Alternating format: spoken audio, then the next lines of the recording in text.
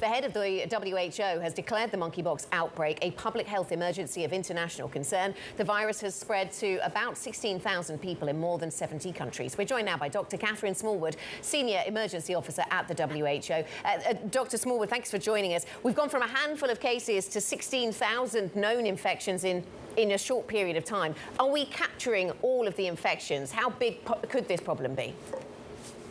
It's likely to be bigger than what we know, and that's partly because of the difficulties in some countries in ramping up the surveillance. It's also partly because we're pretty sure that a lot of people with symptoms and signs of monkeypox might not be presenting early enough to be tested. So we do anticipate that we're seeing the tip of the iceberg here.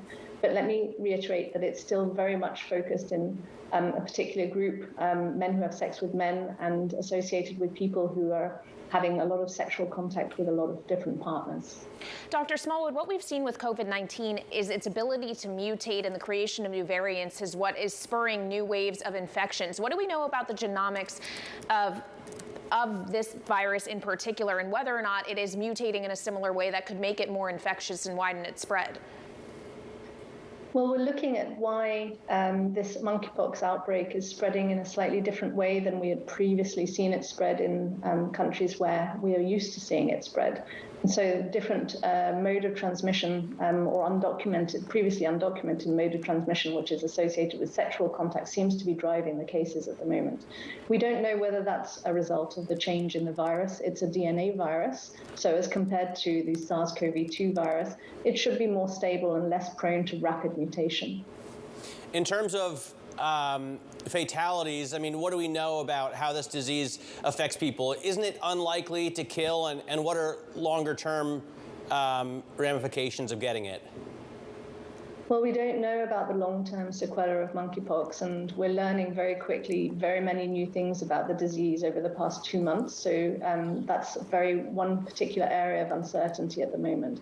But thankfully, as you say, there's only a few deaths associated with monkeypox this year, none in the over 12,000 cases reported in Europe.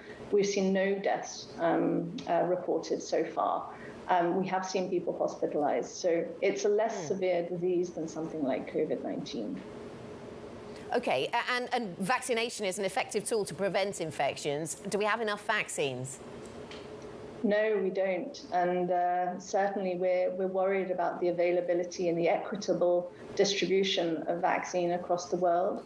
We also need to work very, very quickly in gathering the evidence base for the vaccination because, of course, we're using smallpox vaccine for monkeypox, which is based on extensive studies in animal models, but we still need to have the real human data. And we're looking at countries to really ramp up the research around that. And that's partly why we've declared this a public health emergency of international concern.